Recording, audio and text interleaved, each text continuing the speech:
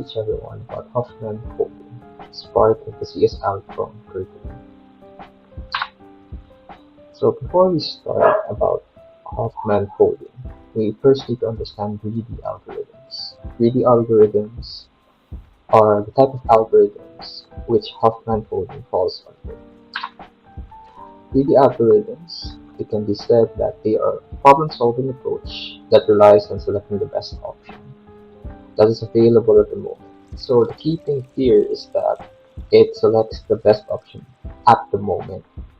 It guarantees a good solution, something that's good enough for the problem, but it is not the most efficient result that can be obtained, particularly because it does not perform backtracking. However, greedy algorithms is a very efficient approach to what we are going to talk about today. So, in general, greedy algorithms usually have similar features. First is the greedy choice property. So that means that it usually involves an iterative approach, and choosing the best option at each iteration may lead to the optimal solution in the greedy algorithm. Aside from that, it is the optimal substructure of the greedy algorithm, which means that if you could break the problem down into sub-problems, usually through an iterative approach, then you can obtain the overall solution for the problem that you are trying to solve. And finally, in order to do this, there is a sorting of values that needs to happen first. So what is Huffman coding? So it is invented by David Huffman, and it is a greedy approach to tackling the problem of data compression and file transfer. As we all know, this is particularly important in computer programming, especially since we have to transfer a lot of items throughout the web. The way it works is that it uses prefix and it translates an original prefix that represents some kind of symbol to another prefix that represents the same kind of symbol but takes up less memory. For example, we have a message here that we're trying to send over the network. And if we were to try to send this message, it would need to allocate a lot of bits. So, for example, here, as you can see, each character, let's assume that they are an 8-bit ASCII. That means you would need to allocate 8 bits for every character, totaling to 168 bits. Of course, as said before, the message size is too big since ASCII was made for many different symbols. To solve this issue, we can assign new prefixes to these symbols to lower the message size. Let's say we would assign the bit 0 for letter A, bit 11 for B, 100 for C, 101 for D. So these are still unique for each character. However, it allows us to save a ton of space. As seen here, the new message size would only be 42 bits. Additionally, we will also need to send the information for the translation. That totals to about 41 bits. So all in all, you would only need to send 83 bits through the network instead of 168 bits. The way it works is that we need to follow this procedure. First, we would arrange the symbols in increasing order of frequency. Then choose 2 of them to use as the children of a binary search tree. Then add the resulting binary search tree to the list of possible frequencies that we could search. And we would repeat this until the queue is empty. Finally, we would assign 0 to the left child of each binary search tree and 1 to the right child. We would then traverse this binary search tree until we find a corresponding symbol. Taking note of each direction taken, and that would give us the resulting message, the resulting prefix that is assigned to the symbol. So let's say, for example, that we have a message whose frequency of symbols is broken down into these. five letters.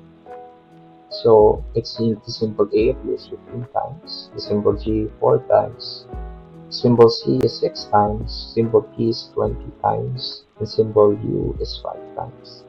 And our plan is to first, let's try to determine the original size of the message.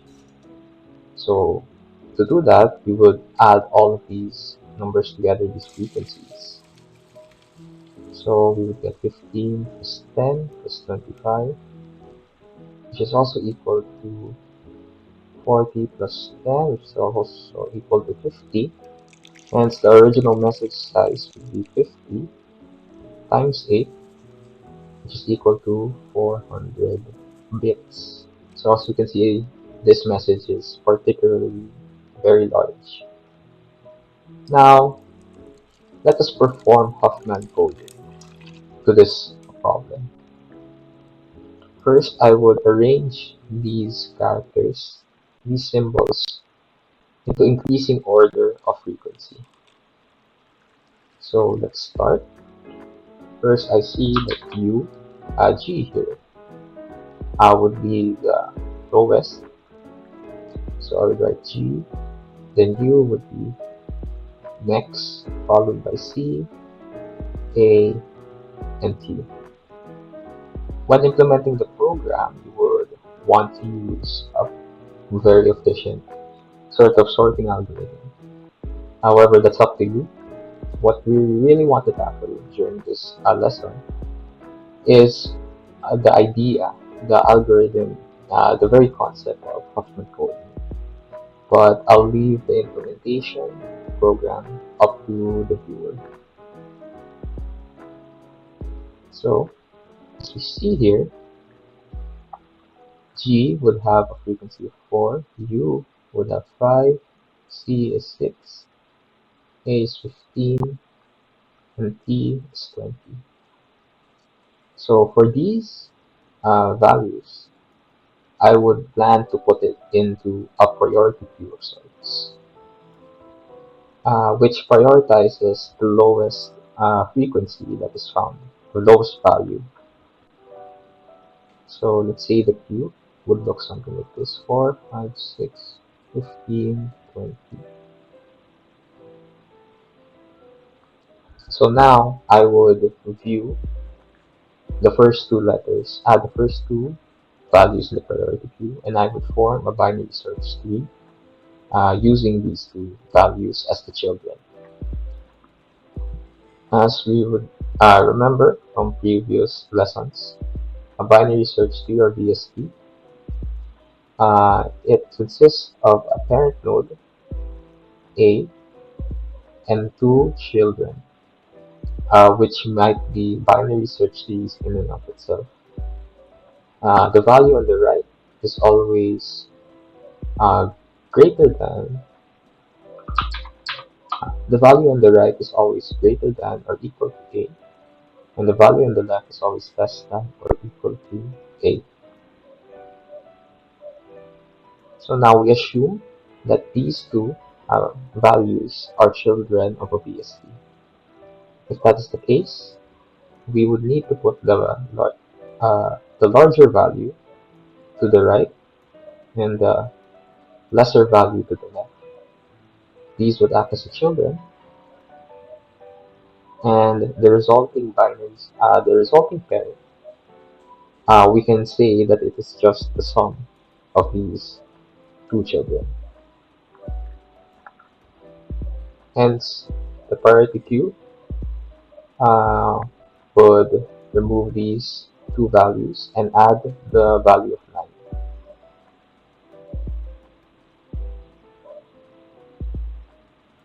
We would do the process again with 6 and 9.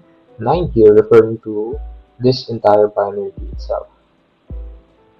So if we were to do that, 6 would be at the left side and 9 would be the right children. However, under 9, there's also the values 4 and 5. And the parent, we can say that it's just the sum of 6 and 9, equaling 15. we would put 15 back into the queue.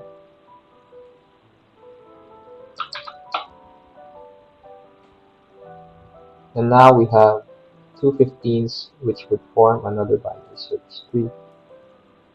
So here it doesn't really matter whether you put the new 15 or this whole binary search tree of 15.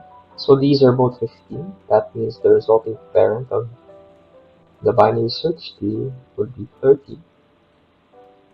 However, that puts into question where will we put this already generated binary search tree. As observed, all of the values to the left of A are less than or equal to A. Hence, this entire binary search tree has to be put to the left of 30.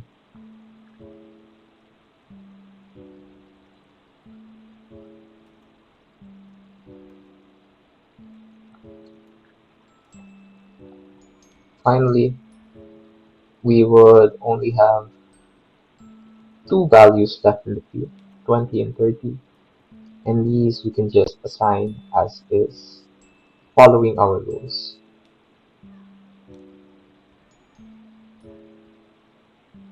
So this is 69, this is 4 and 5,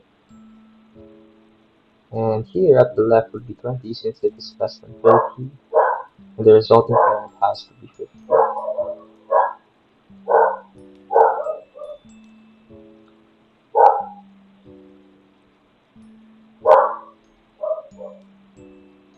So since we have emptied out all of the elements inside the queue and have generated this binary search tree, we can then move on to traversing the actual binary search tree itself to generate the new prefixes. To do that, I will assign every action going to the left node a 0 and every action going to the right node a 1. So 0, 1, 0, 1. Next, I also need to take note of what the original symbols in these values mean. Take note that the terminal nodes of each BSP here, these correspond to the frequency of the symbols as well. So whatever path we take of traversing to this terminal node corresponds to the prefix that we will assign to our symbols. So this 20 here is the P, the 15 here corresponds to A, the 6 here corresponds to C, and 4 and 5 here corresponds to G and D.